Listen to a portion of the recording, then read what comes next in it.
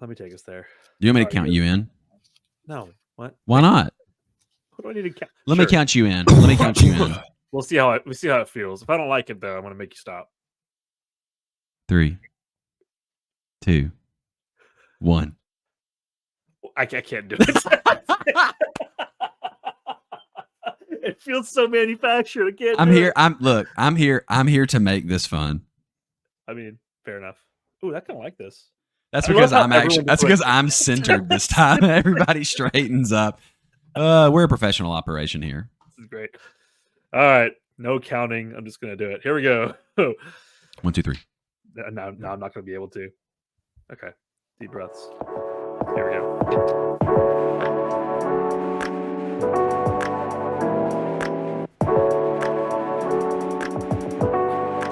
Welcome to Regener8d Radio. My name is Gregg, the pastor of Trinity Baptist Church in Wamego, Kansas. I am once again joined by my dear brother, Lawson Harlow, pastor at Mercy Hill Church in Olive Branch, Mississippi, and also by Mr. Big Shot himself, Wesley Russell, pastor of Emmanuel Baptist Church in Pikeville, Kentucky, and the newly announced candidate for the prestigious position of second vice president of the Southern Baptist Convention. Thank you for condescending to us mere peasants, Wes. We're so glad to have you with us on the podcast.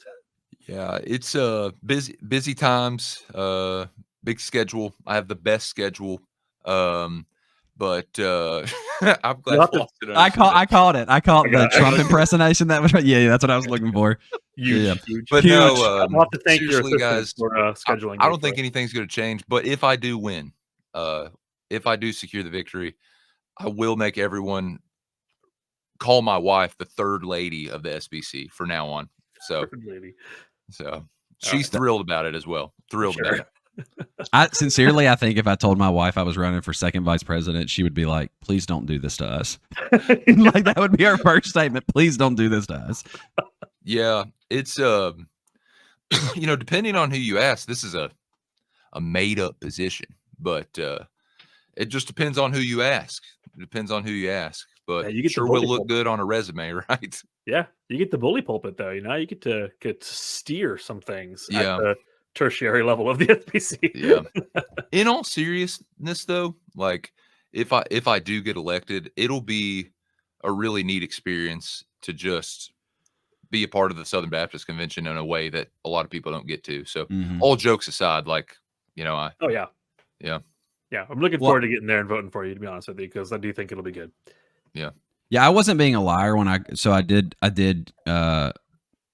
quote tweet the actual endorsement. The major thing that's got to change is pastors who want to go home and pastor their church are the ones that need to be actually on the platform. The ones who are like, hey, I just want to go home and do my job, and then I want to help here when I can, but I just want to go home. Yeah, those are the guys that I want on the platform. That's the paradox, unfortunately. Yeah. It's like I'm a pastor. Like that's just who I am. Like I'm not an author. I'm not a blogger. Right. I may let's say maybe I do write a blog. I'm not a podcaster. Maybe I'm on a podcast, but I'm a pastor. And I don't know. I don't want to accuse anybody in particular of anything like that, but it does seem sometimes like it's like, you need to act like you're a pastor. Yeah.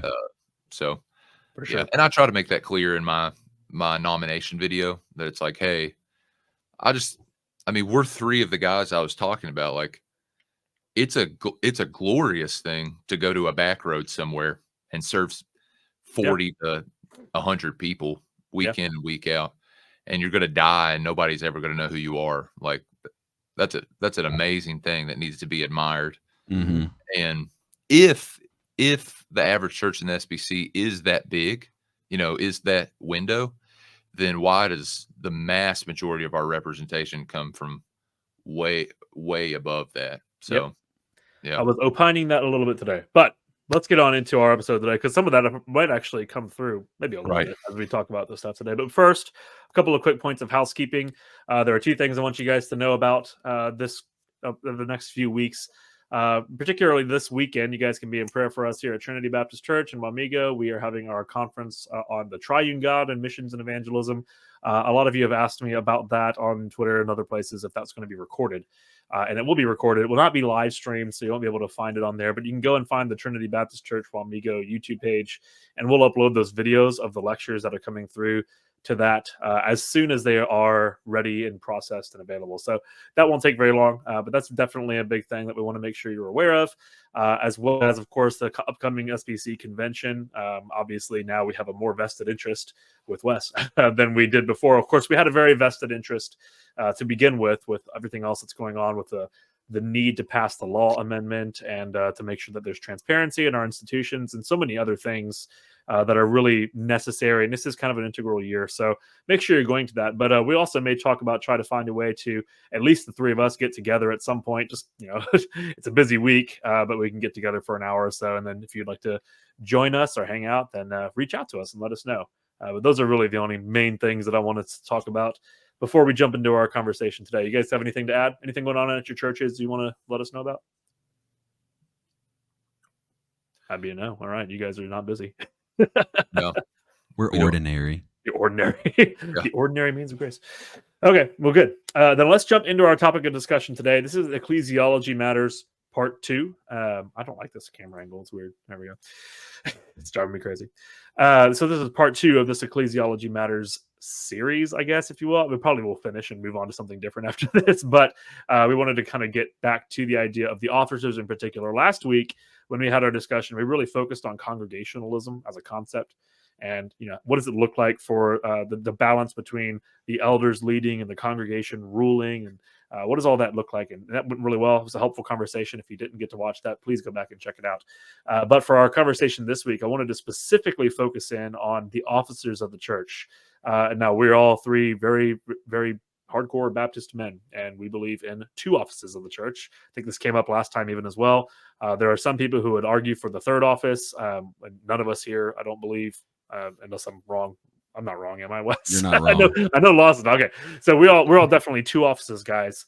And those offices would be, of course, elders and deacons. And so I think it's really helpful for us to go through those two particular offices and talk about what they are, what they aren't, what their functions are, and then sort of the way that we've seen them operate within our churches and some of the healthy practices, unhealthy practices. So that's kind of the goal for today. So I think we'll start by just addressing one at a time, and the first one being the elders. So when I talk about elders, I guess maybe I'll just pitch it to one of you guys. You can take it however you like, but I would like to ask you, what is an elder in the scripture, and what's really their function within the church? Yeah, so sorry, we're fighting over who's going first. That's the awkward thing with three people. No, it's good. So an elder is obviously a man who meets the qualifications found in the pastoral epistles. A man who feels, to borrow from kind of Puritan language, an inward call toward the ministry. The first qualification being that they desire the task, and from there that there's an outward call where a local congregation actually calls them and installs them into the role, into the office of elder. They then will serve that congregation by preaching the word, by being an overseer, by being a shepherd, and actually caring for the people there through the administration of the word preached and the ordinances. And so, if we're going super baseline, that's how I would summarize it. Yeah. Yeah.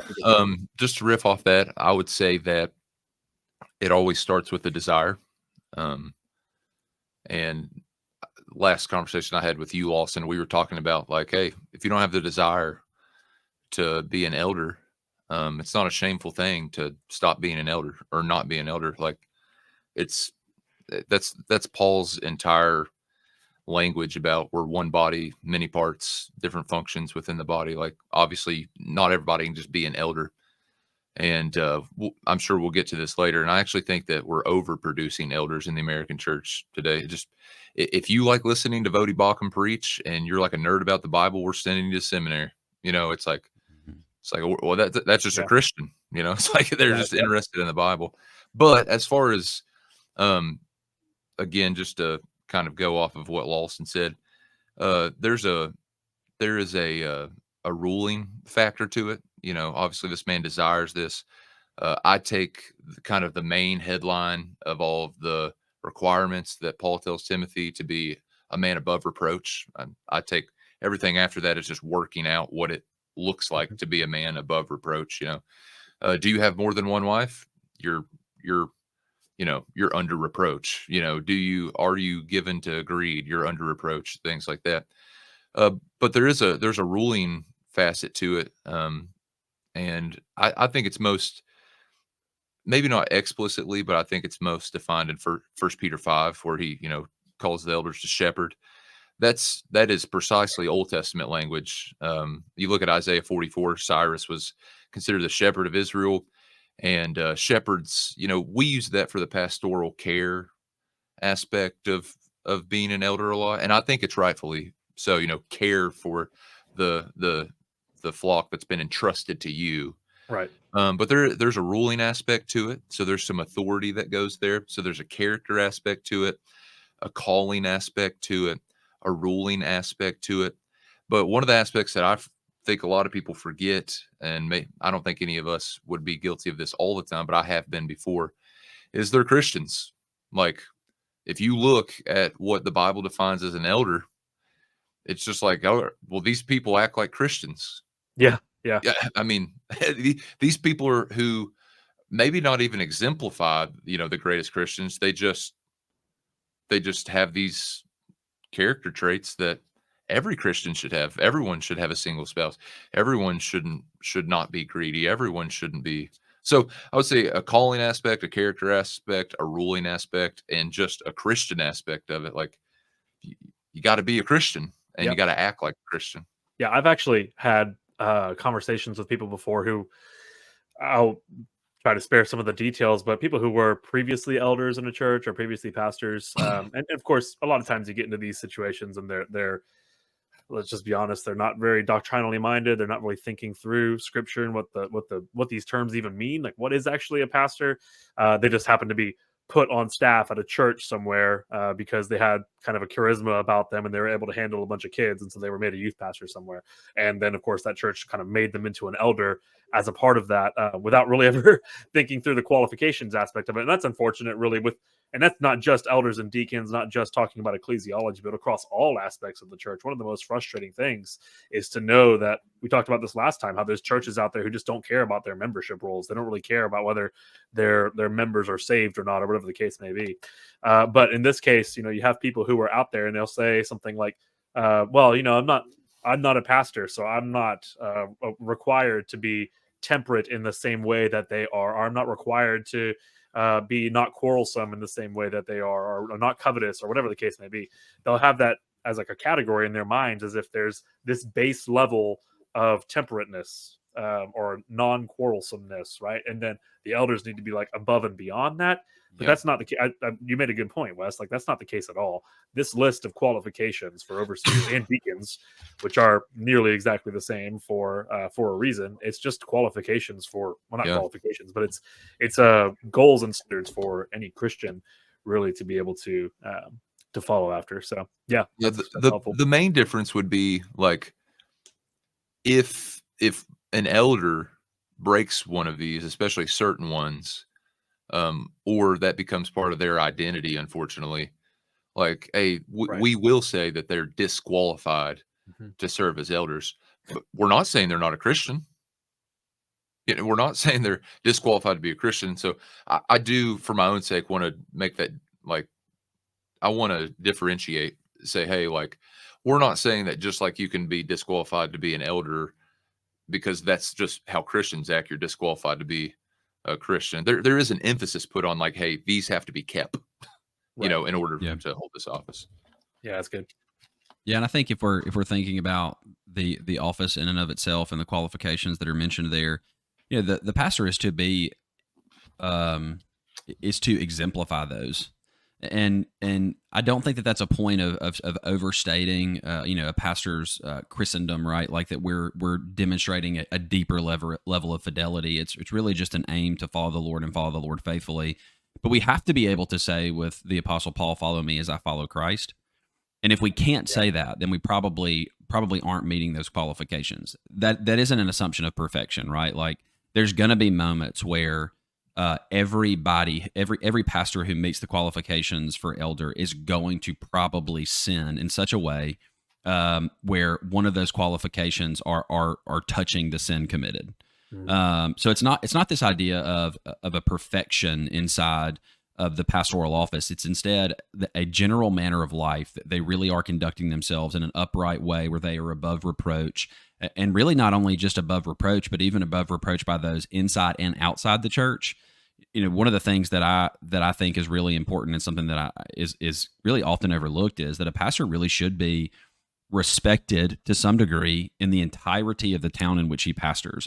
Because we're less local than we once were, like we think about large areas, we think about, how I'm thought of in the SBC or how I'm thought of in, on Twitter or whatever else. But in reality, you should still be well thought of by those who are in your general vicinity, like those who interact with you on a normal basis.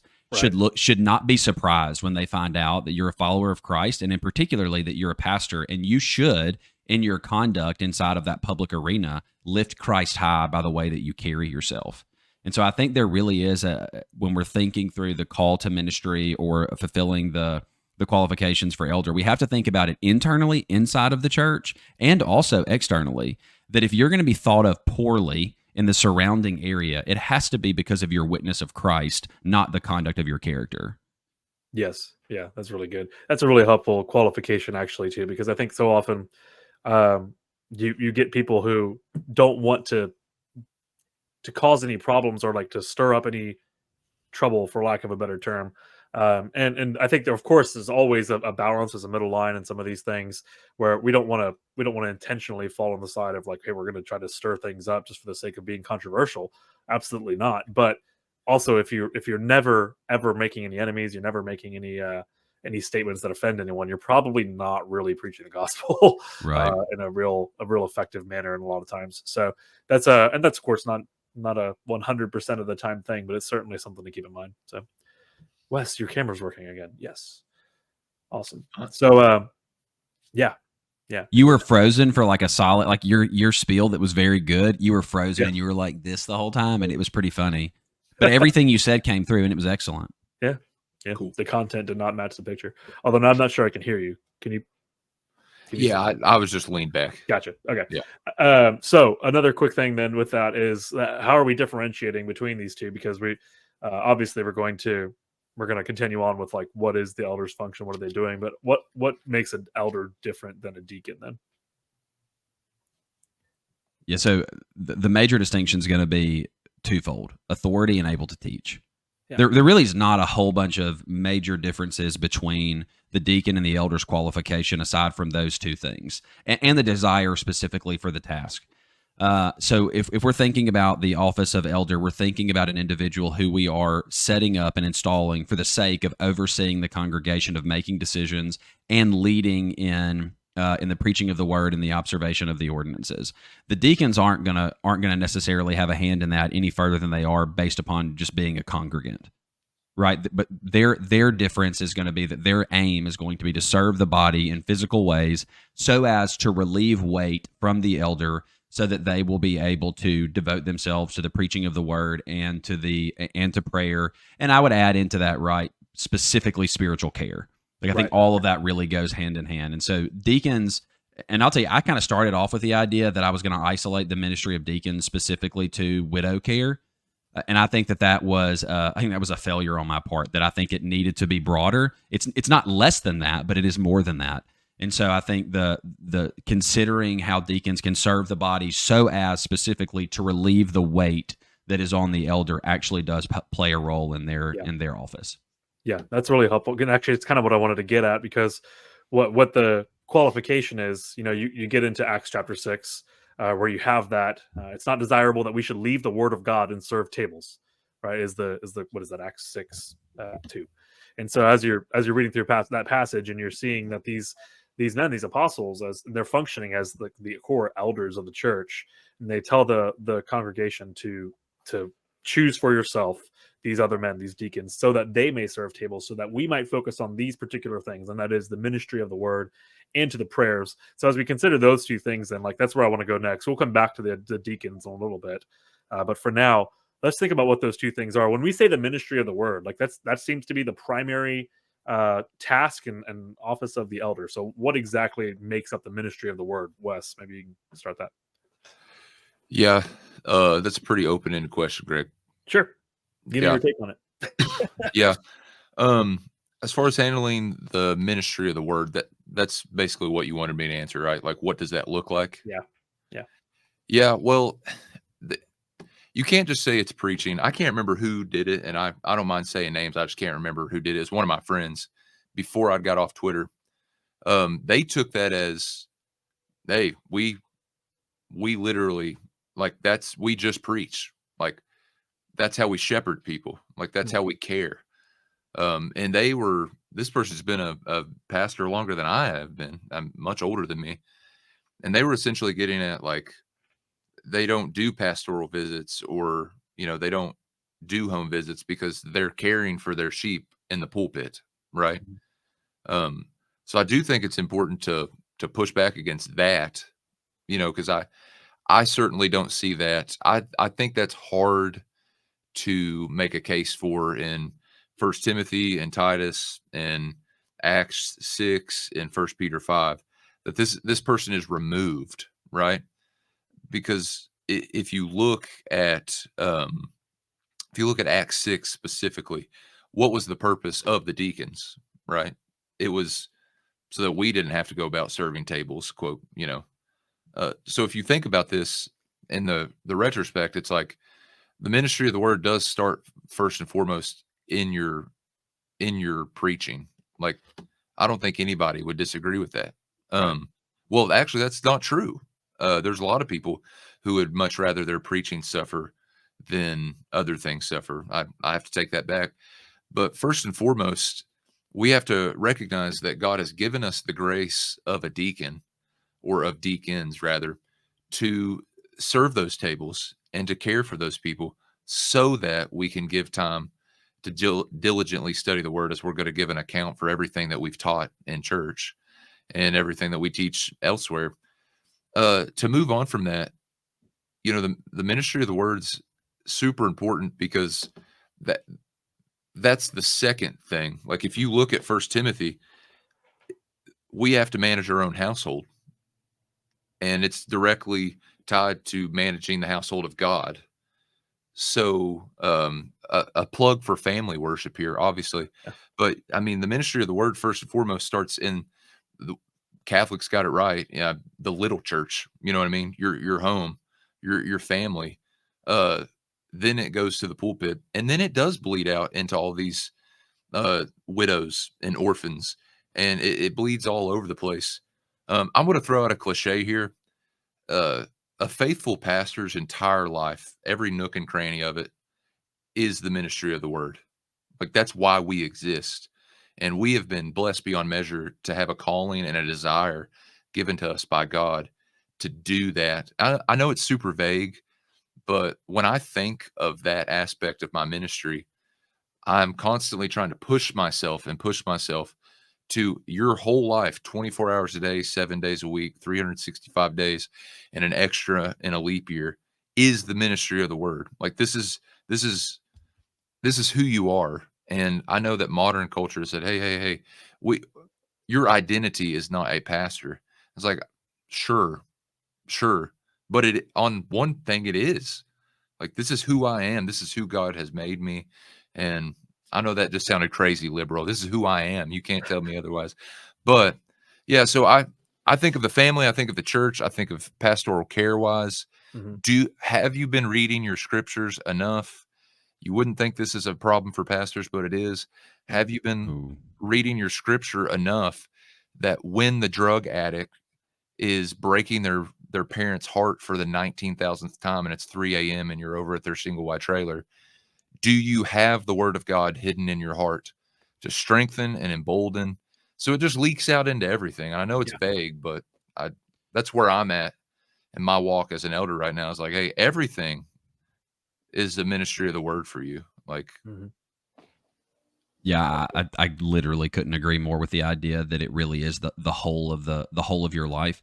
We don't get to, like, I'm really convinced of this. I have a number of faithful men who love the Lord, who go to their jobs and they come home, and when they come home, they're off the clock, right? And I'm grateful that they have the ability to put that down. I do not think that there's a single moment in the life of a pastor where you get to put down your office. It just doesn't exist. Right. And this is why when I tell people I'm taking a day off, there's not a whole bunch of difference between the day off and the day that I'm working. Like yesterday, because I was supposed to be writing a sermon, but I'm not. I spent the day reading on eternal justification because I just wanted to plumb the depths of that, and I read a couple of articles, and I enjoyed it. But I actually needed those answers. I had dinner at someone's house that same night and used what I read because they had a question about it. And so there really isn't an on and off switch to the elder. And that doesn't matter if you're lay or if you're bivo or if you're full time. This is how we function. Dude, can we just fathom if a bivocational minister actually existed? Yeah, right. Yeah. You know what I mean? It's you have ministry, and then you have a side hustle. That's what it is. That's what it is. And so when it comes to the ministry of the word, though, specifically of how we're going to do that, I think first and foremost, I'll go back to preaching for a minute. I think that preaching is one of the greatest mysteries of the church. And the reason I think it's one of the greatest mysteries of the church is because in one fell swoop, in one or two sermons a week on a Sunday, right? You're going to preach the Bible over the entirety of your congregation. The entirety of your congregation is going to sit under the Word of God. God, by His Spirit, is going to take the word that was preached. It's going to apply it uniquely to each and every one of those individuals. And He is going to, in the very same moment, be in the process of sanctifying those people and conforming not just the individual, but the entirety of the local body into the image of Christ. This is a miraculous thing. Yeah. A friend of mine not too long ago, he called me and he was so disheartened by his preaching, and he was like, I just don't know if preaching is it. I said, brother, you're done. You're done. Like if you've reached the point where you can't glad-heartedly walk up to the pulpit and boldly proclaim the word, believing that God in a way that we cannot fathom is going to take that word and use it for the good of His people, then you need to grab a seat. But that's not all that the ministry of the word is, right? The way that I like to tell our younger men who are thinking about ministry is it's really not hard to preach a sermon. If I could qualify that, if I give you 2 weeks, you can spend 40 plus hours preparing a sermon, and you can write it out and manuscript it, and you can go up there and you can read that manuscript, and it can be excellent. Mm-hmm. I have one guy who's just got an excellent pen, and my new way of teaching him how to preach is I'm not giving him a week's notice. Like, I'm going to give you 4 days, and only 4 days, because I need to know what it looks like for you to prepare a sermon in the actual context of pastoral ministry. Yeah. But the number one thing that I need to see is the ministering of the word. I call it coffee table preaching. That the vast majority of what we do is the ability to answer a question, or to comfort, or to rebuke in one moment. Like, I don't get a heads up when someone walks up to me and says, hey, I've really been struggling with pornography. I don't have time to prepare a sermon. Yeah. Do you have the Bible? And if you do, then walk your people through it and be able to convict them, to point them to the scripture that would bring real conviction to their soul, and simultaneously comfort them with the beauties of the gospel in the midst of their temptation and their trial. There is no prep time for that. It's, do you have it? And so pastoral ministry, I think, if we're thinking about it in the administration of the word, you have both this formal and then you have this informal declaration that has to be constant and has to always be prepared. And you only get that, to borrow from Spurgeon, when you have Bunyan-like blood, right? When you bleed bibline. Yeah, no, I agree. As you read through First Timothy in particular, you're trying to go through, and you can parse it out if you're not reading carefully, and you're reading it just to say, well, here's a qualification, here's a way in which you should act, here's a way in which you should carry out your ministry and the preaching of the word and all these things. But as you read it holistically and you read through the entire book, that's exactly what you see. You see that the elder is sort of soaked in scripture, and that their entire lives is just kind of subsumed by it. I mean, what is it? It's meditate on these things, give yourselves entirely to them, that your progress may be known to all. Right. And the point there is that, you continually are in the Word. You're continually building up your knowledge of what God has commanded, that you might meditate on His law both day and night, both yourself, and that you might then be able to proclaim that same law both day and night to others who need to hear it, and can kind of turn to you for that. But the point is not that you're meditating on those things so that you can give a good sermon. Although I think that it's helpful to be able to give a good sermon. And I've just finished a whole series on biblical worship and understanding the ordinary means of grace. Preaching is a primary one of those ordinary means of grace. It's a very ordinary thing. We get up on a Sunday morning and we talk. We give a type of speech. It's a holy speech. It's a speech that comes from God directly. But that is not that's not to say that it's not extraordinary. It's an ordinary thing that is used extraordinarily by the Spirit. And the only way that can happen is if that you as an elder are continually meditating on these things and letting your life be transformed by them. So that kind of the outworking of that is the ministry of the Word in whatever context that comes up in. So I like the coffee table. Can I add something? Yeah. So I think one of the reasons why many pastors don't emphasize the ministry of the Word the way that it perhaps used to be emphasized is because we don't stay long enough to see its work. Yeah. We're relationship builders. Like most, the average tenure of a pastor is pretty low. And so you spend a very large portion of it building a relationship. After you build the relationship, that's when you can, I think, more effectively do the ministry of the Word. There are people that are newer inside of our congregation. I don't get as many phone calls from them in the first, 90 days. But then as time progresses and as I've had to be present in the midst of difficulty or trial or tribulation or in the midst of sin or whatever it may be, I begin to get more phone calls. Like how, and as that happens, I get more and more of a front row seat to their spiritual development through the through the administering of the Word.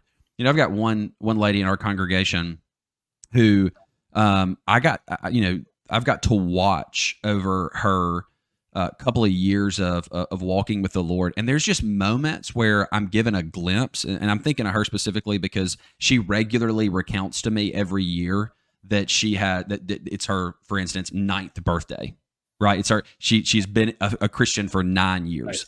And so in the midst of that, it's always a moment where she'll say that to me and I'm like, my goodness, like I remember you year 3. And I've seen the Word of God work in your soul and do this great work in such a way that I notice it. And not only do I notice it, the rest of the congregation is benefiting from it.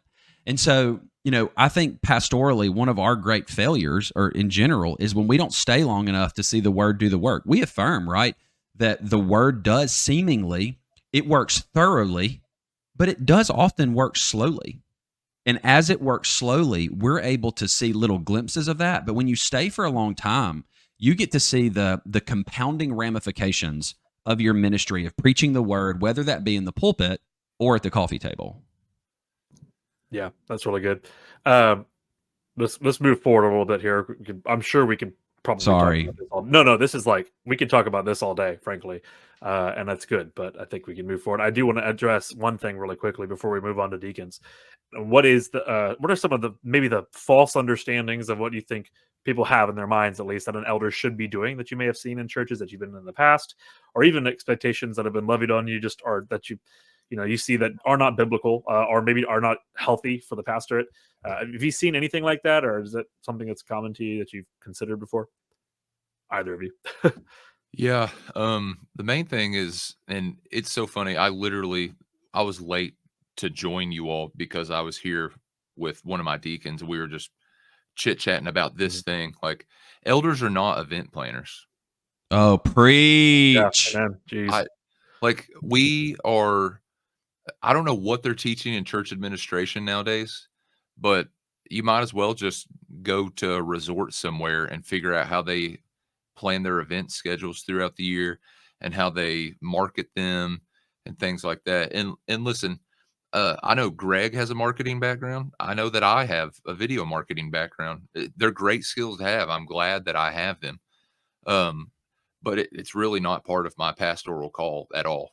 Like, I use those tools. I don't want to neglect them, but that's not who I That's not who elders are supposed to be.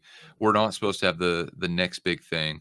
We're not supposed to be planning the event that will get all the people in here. We're not supposed to just be targeting children. We're not supposed to just be targeting young adults. We're not supposed to be just targeting the wealthy, or et cetera, et cetera.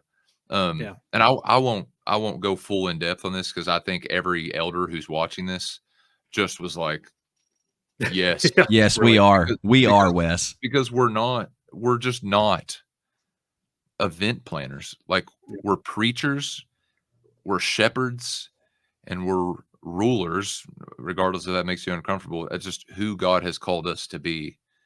And, you may say, well, who's going to plan them? Well, nobody, because the regular principle. Like, it's like, I mean, well, if the pastor doesn't do it, then who does? I could go through a whole list, but like the whole marketing aspect of, we want a marketable pastor, we want one who's going to market, the CEO model, all that stuff. I think it can just be summed up in this idea that you're an event planner and you're going to throw these big shebangs every month and a half and really drive home it goes back to what Lawson was saying. The preaching of the word takes a long time. I mean, that was the whole beef between Hananiah and Jeremiah. It's going to be 7 years. It's going to be 70 years. It ended up being 70, and that was a prosperous plan, So same thing. Just take the yoke of the next big thing off your back, pastors.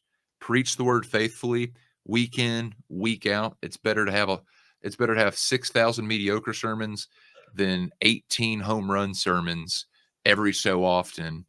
And what you're going to find is that you may not get the amount of people you want there, but the people you get there are who you want there. Yeah. So that's what it is. And you're not an event planner. One of my favorite lines I was ever given, I was so disheartened. I'm just going to tell y'all, in the first couple of years, in the first like 3 months of planting, there was just a moment where we lost probably a quarter or more. That's not even fair. It's probably half of our core team from the church that sent us out left. And I mean, this happened in probably the period of like 2 weeks, like more than half left. I think at this point, I've got like 5 families, if that were a part of our core team. And one of those men who stayed looked at me, because he could tell I was disheartened. I always appreciate somebody who actually knows when, like, can just look at you and tell what's going on. And he looked at me, and it was Sunday morning, probably 15 minutes before service. We had just done all of our setup, and it was low. Like, I think we probably had 20 people there that day, which was abnormal for the norm at that point. So the guy looks at me and he says, "Hey, man, it's your responsibility to fill the pulpit, not the pew." And I think that that's really helpful. And the reason I think it's not to say that we shouldn't do the work of an evangelist. We should do the work of an evangelist. But it's not like, we can't actually make the church grow. Mm-hmm. Like, we don't have the ability to do that.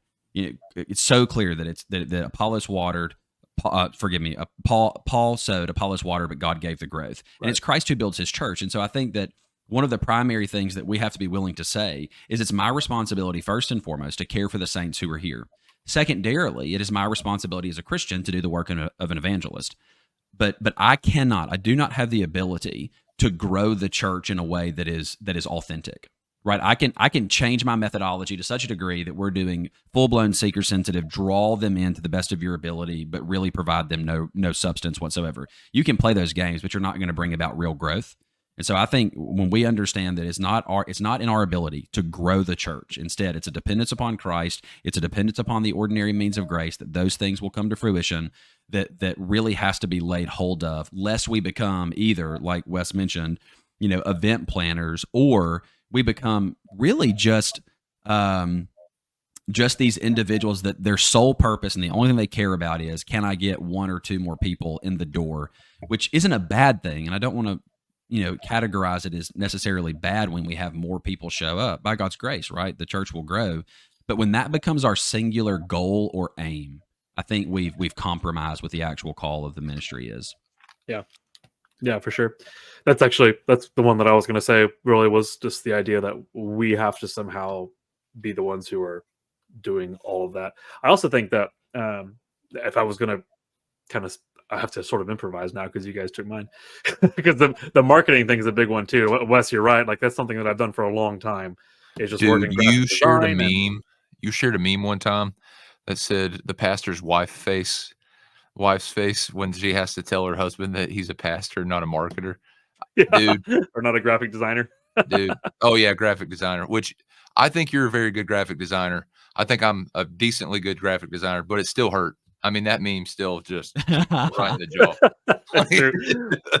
Well, my wife hates, and she'll be mad at me for telling all this, but my wife hates the lime green and black that I've used for Oh, almost yeah. everything on this, and she might be right. I don't know. I'm not really that good of a graphic designer. I like the color scheme, but whatever. Anyway, my point being, yeah, certainly that was one of the ones that I would have gotten at as well.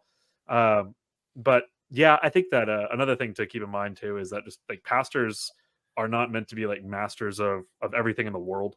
We're not jacks of all trades. That for some reason people have gotten it in their heads. I think that, well, this is a pastor, which means that they need to know a little bit about how like the Bible affects every single thing.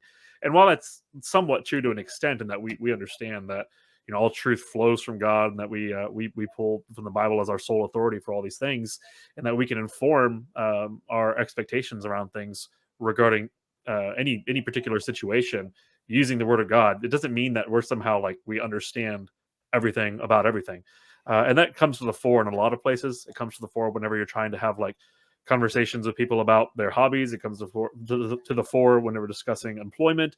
It comes to the fore whenever you're discussing things about the way that you use your church building. The amount of times that we as pastors are kind of expected, like, well, we can use it in this way, we can't use it in this way, and those are questions that are difficult sometimes, and that we just don't have all the answers for all of those things, and that's okay. That's not really a part of the ministry of the word in that sense. Although certainly we should be able to address, like you said before, if there's like a thing to do with their job. I had a member come to me and said he's a lawyer, and like a family lawyer. It's okay. Well, what do I do with the fact that I'm supposed to be like adjudicating these marital disputes and like facilitating divorces? What do I do with that? And so those are conversations that you as an elder have to be prepared for. And so certainly there is some level of like, well, it's not so much expertise in law, but I understand how the word can apply to those things. But some people expect you to have the expertise in law, and that's like that's just not something that pastors can reasonably expect to have. Whenever we are devoted ourselves, and like I said earlier from Timothy, we're meditating on those things and devoting the things of God, the scriptures. We're meditating on those things and devoting ourselves entirely to them.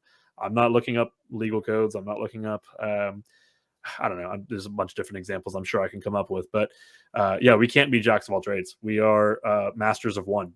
Masters of divinity. It's literally in. So neither Wes nor I have one of those. Me neither. Oh, okay. None of us are masters of divinity. According to Spurgeon, as long as we know our law gospel distinction. We're a bunch of uneducated hicks when we're like, yes, I mean, Spurgeon was Spurgeon. We just start throwing out every uneducated person. That's right. That's right. Bad idea. I'll one up you on that. Yeah. All right. Well, then we'll probably have to do this fairly quickly because we're already getting pretty far into time. But I think this will be not as long. So let's transition then into deacons and talk about what they are, what's their purpose within the church. Well, I mean, I'll kind of start off with that, just thinking about the understanding the difference between if you're looking at 1 Timothy chapter 3 and you have these lists of qualifications for overseers, and then you have a list of qualifications for deacons. And we've already mentioned this a little bit already, but really the only fundamental difference between those two things is the ability to teach and the desire to actually fulfill that office that's meant for ruling in the church and for having that spiritual authority. And so we even discussed this earlier, that none of us have an understanding that deacons necessarily have a particular authority within the church. That's not the role. In fact, the word deacon is a word that is derived from the Greek word for servant. And so the whole purpose is that they would serve the church in some capacity. And you see that listed in different ways throughout Scripture. I mean, in Acts chapter 6, when they're doing that, and they have the congregation actually choose for themselves these men who are going to wait tables. And that's always an interesting phrase, but the whole purpose of it is actually not so much to talk about the waiting of the tables.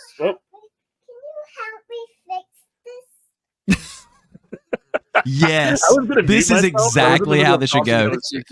Just help. This is comedy. Okay, let me help you. You will not cut this out. Yeah, no, I won't. It's fine. You will not cut this This out. is real life. This is okay? fatherhood. Put it in front of the screen. This is pastoral. I'm not an expert in these chain things. Anyway, my point was that she just brings in a carburetor. She's like, Dad, can you help fix this, Dad? Fix this. Or she brings in a legal document and says, can you figure this out for me to prove the generalist point isn't real? That's hilarious. Well, anyway, I was just getting at the fact that that a deacon really is a servant, and they're meant to fulfill, like you said, physical needs in the church. Maybe I should let one of you guys talk since I'm trying to figure this thing out. Please, take it over. Go, Wes. Yeah, one of the things that is different in these explanations of overseers versus deacons is both of them have to manage their own household well. They have to manage their own children. They have to manage their own households well. Only one is given the stipulation of managing it well so that we can see that they manage the household of God well. And that's the overseer. It's the elder. You don't get that in the qualifications for deacons. A lot of people say, yeah, but it's inferred. It's not. It's not in there. So you have this like very purposefully forgotten thing that like, yeah, we want these, the language used there is in verse 11 of 1 Timothy 3 is they must be dignified, not slanderers, but sober-minded, faithful in all things. They must let deacons each be the husband of one wife, managing their children and their own households well. And then it just moves on and tells us that, hey, anybody who is a deacon is blessed, by the Lord. You don't get this. We need him to manage his household well so that how could he manage the household of God? I think that's a very important thing that is purposefully left out by the Holy Spirit through the hands of Paul. And so that's one of the things that I take out for the whole ruling aspect of it. And I'll be honest with you, I think it's pretty clear. I think it's just generational gaslighting through, honestly, Southern Baptists who have created the ruling deacon board. You know what I mean? I know that I used to like send you text, Greg, like a year and a half ago when I was on Twitter. And just every once in a while I'd be thinking, like I'd hear these stories about these overbearing deacons, like destroying my friends' lives. And Right, sometimes my friends are destroying their lives. Like it happens. But, and sometimes I just tweet randomly, like, can some Baptist historian, can Jake Stone please tell me that, like, when did Baptist deacons assume all of this responsibility? And of course, people like it and retweet it, but nobody ever tells me. But I hope that I get like the motivation to do a deep dive and figure out like when did the modern Western Baptist version of a deacon come about? So yeah, it's a good question. Actually. I have a theory. Can I give you my theory?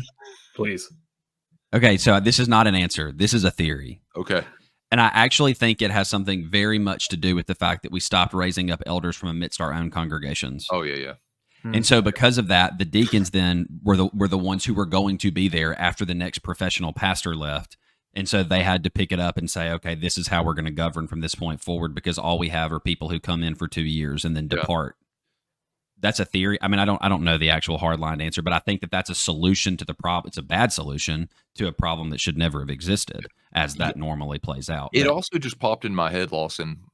Something you said earlier was like the average pastor stays like 2.5 years to 5 years at his church. Like if that's the case, then deacons by necessity basically have to, if we're not raising up elders and we're leaving 3 times a decade, I like by necessity, what else are you going to do? Like, so that just popped into my head when you mentioned that.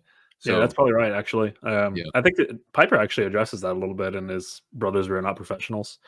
I think there's a little section in there that kind of discusses that whole idea that that's one of the bad side effects of this professionalization of the pastorate is that it actually puts it harms churches by removing long-term spiritual care in that way, and I think that other people have to take that responsibility somewhere. So that's a pretty good theory in my opinion. Lawson, well done. Yay. So and let me ask you this then: in our modern context, then, what are some of the good examples of deacons' responsibilities? If it's not to rule, it's just to serve. in some way. Well, we expect all members to serve in some way, right? I mean, that's it's probably in both of your church covenants. It's certainly in our church covenant here at Trinity that we will serve our church in some capacity. So what's the difference then between a regular member and a deacon? So I think this is a really good question, because I think a lot of times we give the deacons every ounce of service so that the congregation has nothing to do. And that's uniquely problematic. The congregation actually has responsibilities to one another. So we can't give everything to the deacons so that the congregation is like, well, we're just here twiddling our thumbs, being an audience on Sunday morning, or being the individuals who are being served by the deacons. And so I think first and foremost, deacons' primary responsibility is to be servants in a way that relieves weight from the elders. And I know that I've said that already, but I still think that that's the primary point. I think that in general, we're pushing responsibility to the congregation to care for one another, but there are unique cases where deacons really become crucial. And the first and the most obvious one is in regard to widows. I do think that we have gotten away from the concept of biblical widows, that there actually are qualifications. There's a role there that we should pay close attention to. We should understand what a true widow is and what a true widow is not. I think those are there for multiple reasons. The first being that God is smarter than we are. And so we should pay attention to those. And I think we're probably setting up our deacons for real problems and putting them in danger if we're not paying close attention to those qualifications. But all that to say, deacons are to serve, specifically the widows, in such a way that they're being cared for, I want to use this really loosely, but they're being cared for as if a man has come in to pick up responsibility that a husband that has passed away has put down by his death, right? Yeah.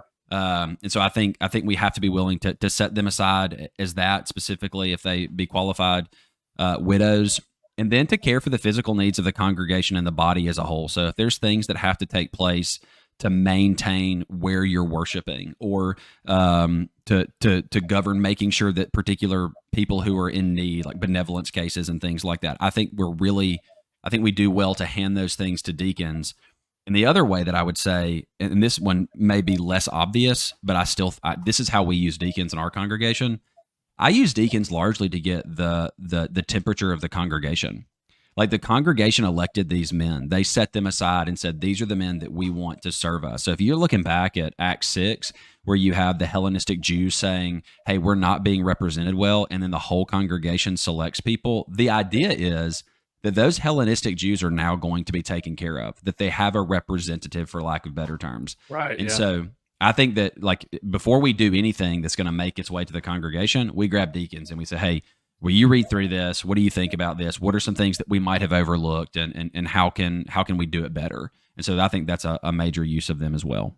Yeah. No, I'm really here for the whole understanding that it really is anything that lightens the load in some of those regards from the elders. I mean, that's what you see in chapter 6. It's not about that Acts chapter 6. It's not about the waiting on the tables necessarily, right? The point is not that we need somebody. We need a church office specifically to wait tables. It's not about that. Right? The purpose is that the elders and the apostles were doing too much, and they had too much on their plate, and they needed somebody to take a task off of their plate. It happened to be waiting tables, but that has nothing to do with the actual office of the church itself. Mm-hmm. So it is anything in that regard to take that off of them. And that's one of the blessings of having good deacons that can take care of a building or something. I've got a guy in our church who's a deacon who I love him dearly, because I'm not a handy person. I mean, I've talked about this at length in other places, even on this podcast in the past. I'm just not a handy person at all. I can't fix things. Just don't ask me. I try somewhat. I usually break things twice before I fix it finally. But it's nice to have a deacon and a guy who is able to do that. But it's also, it is important that they have those qualifications. They are grounded in the word. They do have I don't know. They're qualified in that way. It's still very important that they are good, reputable men, because ultimately they do have a function as, I won't say the face of the church, but they are in a position of leadership, and it's not authority, but it is a position of leadership where people are able to look to them and say, okay, they are serving us in this way, and when that person who is elevated in that sense falls and has a moral failure or something like that, it does reflect poorly on the church and on the congregation. So they do need to be qualified, but the purpose, like you say, yeah, it is to take the load off so that elders are able to focus on the ministry of the word, which we already focused on. Well, so are you still there? Yeah, I'm not frozen. You're all frozen again. You got anything to add? Yeah. So I had knee surgery this morning at 5:45 a.m.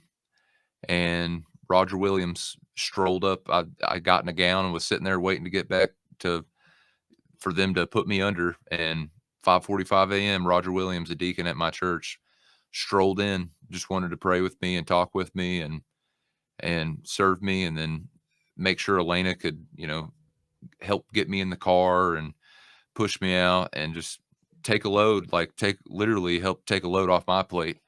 And then literally I was late to this because I was talking to Roger. He's back here at the church and he's getting in our building to get some screwdrivers to replace some lights. You know what I mean? And then I could go down the list of our active deacons right now. And it's like, man, these guys, I could read a text right now from one of them. I sent all of them an R.C. Sproul article from Ligonier explaining what a biblical pastor is. And he's like, man, I hope you know that you have that authority. You make the moves and we'll follow. You know what I mean? So it's like, there's a pressure off of an elder's back right there when your deacon's like, hey, God, we don't get to decide if you have that authority or not. God's already given it to you. We want to be here for you, things like that. But I mean, the whole waiting tables thing, obviously, we're not saying that that's the whole purpose for deacons when we have a potluck that they have to wait the tables. But those tables can be so many things. I mean, one of my deacons just got done chopping down some trees at one of our widows' house, like a real widow. Her husband passed away, right before I got here.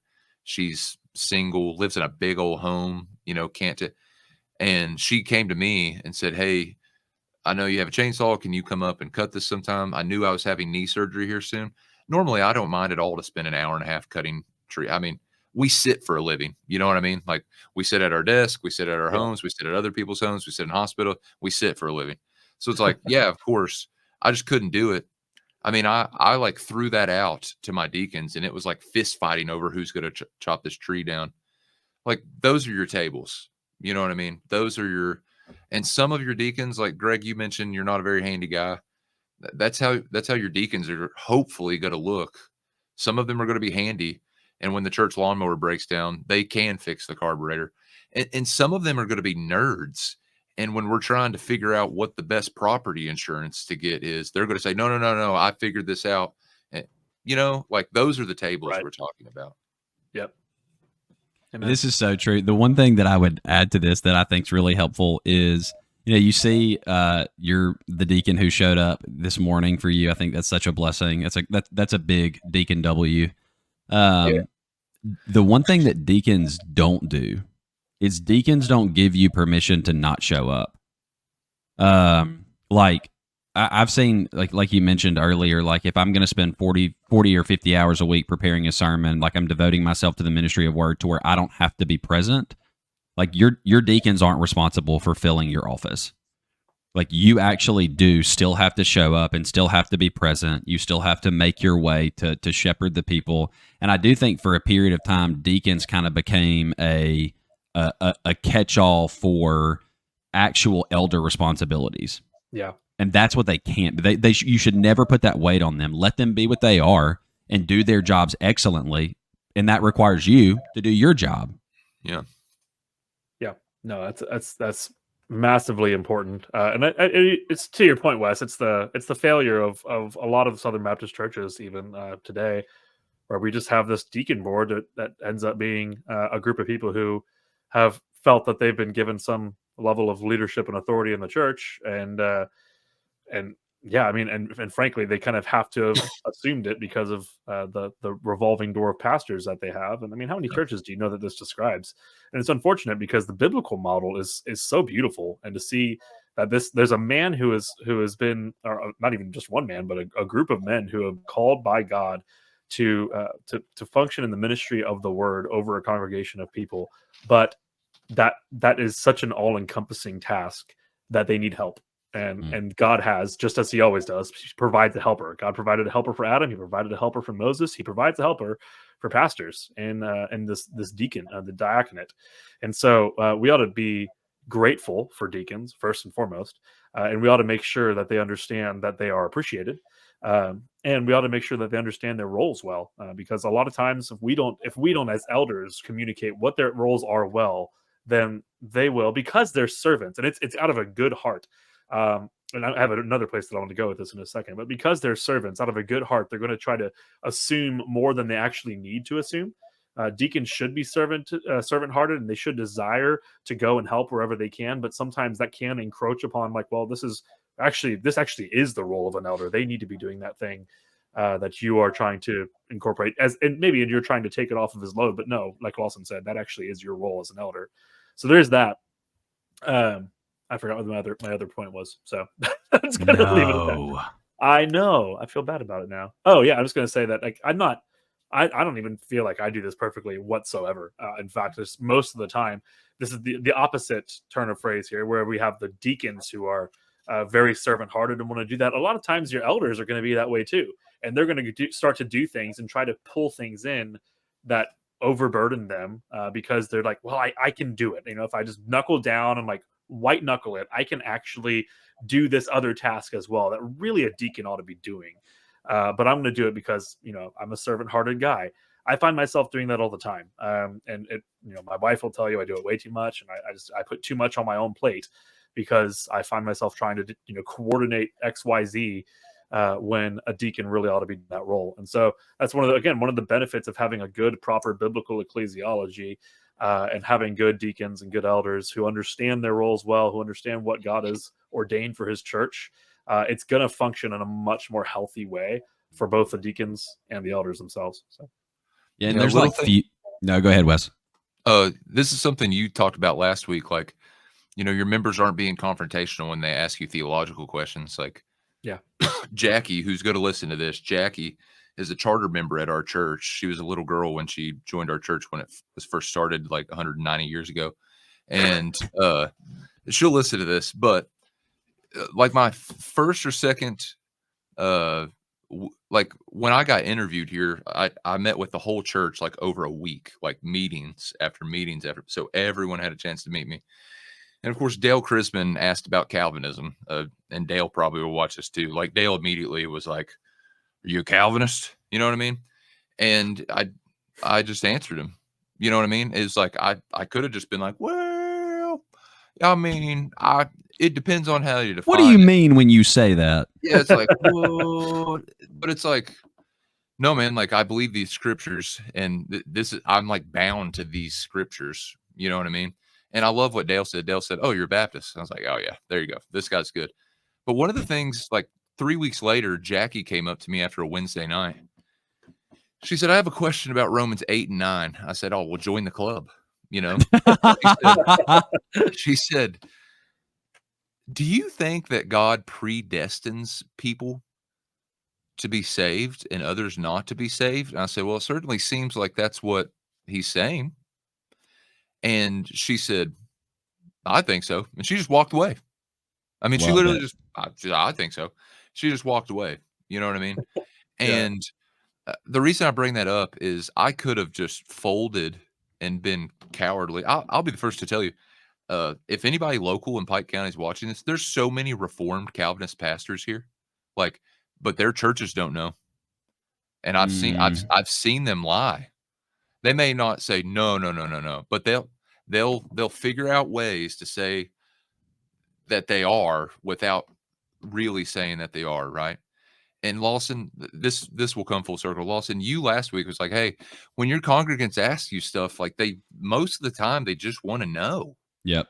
Like they're not digging. They're not trying to ruin. Some of them are trying to ruin your life, but for the most part, they have a genuine interest. So I say that to say this: when it comes to overloading ourselves, because it's like we don't want to throw stuff up on the deacons. It's like, oh, well, that we can do that. And it's like, hey, just like the majority of deacons have been misled for so many years, they don't know what they're doing, that if their pastor came to them and their pastor said, "I'm entrusting you with this you have no clue how this will aid me and the church. Can you please take care of this? Your deacons are going to be like, yes. Like, and they're going to go home and they're going to be like, man, Pastor Gregg trusted me to do this. And they may not say it out loud, but in their head, they're like, wow, he went to me to help serve the Lord. You know what I mean?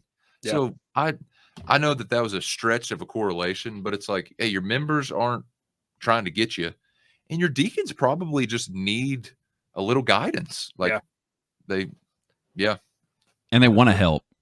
Like, so a couple of months ago, it's maybe longer than that, but and sorry, Greg, and I'll be done. But a couple of months ago, we did a workup. We did a church work day at our facility, right? And I get there, it's a Saturday. I stayed for about an hour, and then one of my deacons grabbed me and said, "Why are you here?" And I was like, "What do you mean, why am I here? Like, it's a work day." And he said, "Did you finish the sermon already?" And I was like, "No." And he said, "You should leave." And I was like, no. Like, and he was like, "You should leave." And sincerely, oops, I just hit my mic. Sorry. Sincerely, it was one of my favorite moments so far because I was sitting there torn. Like, I should be here. I should be helping. And the internal battle is I should be sitting at my desk finishing the sermon. And what God gave me in that moment was a deacon that said, "Go home," because we have this. Like, we don't need your help. We're glad you showed up so that you could come and that you could show people that you actually do want to serve and care for this body in this way. We don't need you here. Like, go home and do the thing that only you can do in this moment. And that to me is like quintessential deacon, chef's kiss. Like, that's them saying, we want to serve the church, and right now the best way for me to do that is to tell you to leave. Mm-hmm. Yeah. That's good. Well, for any elders or deacons watching this, I hope it's been helpful. I hope it's actually been a good time of discussing and thinking through kind of what our roles are and biblically what will help us run healthy churches. And I think that's actually really an underrated term. A lot of times we get into unhealthy situations whenever we're doing things in an unbiblical way. God, like somebody, I don't remember which one of you said it, but God's smarter than us. I think it was Wes. God is smarter than we are. And so he has ordained that these offices would run the church in the way that they do in order to be like a symbiotic relationship and ultimately to give glory to him. So hopefully this whole conversation has been really helpful in that. And it's been helpful to me. You know, it's one of those things where like we're talking, and even as I'm saying things, I'm recognizing like, oh, I need to go and make these decisions, or I need to go and talk to these people and get these things going. And so hopefully it's been helpful to you as well. And if it has, please leave a comment or anything like that below. Leave a review on the podcast. We'd really appreciate all that. Make sure you follow us on Facebook and YouTube, particularly, are the two places really that I do anything and post these things. And I don't know, I don't like doing all the marketing stuff, despite the fact that Wes said I would have a background in marketing. I don't, but I appreciate it. So hopefully this has been helpful. If you guys have any questions or comments or anything, please don't hesitate to reach out to us, and we will see you in the next episode. Thanks for joining us.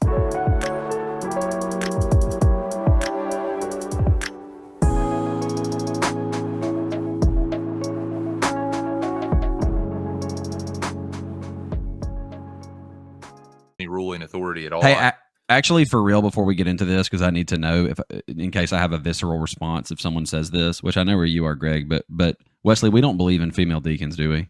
Oh, no. Okay, cool. Then I'm good, because if you say that, and I will respond with way more umph than I probably should. So, dude, imagine we're 30 minutes into this perfectly fine conversation. And I'm just like, yeah, a couple of our deaconesses here at church. Holy moly. Lawson. And then you'd see this. Easily. I'm out. I don't want to be on this anymore.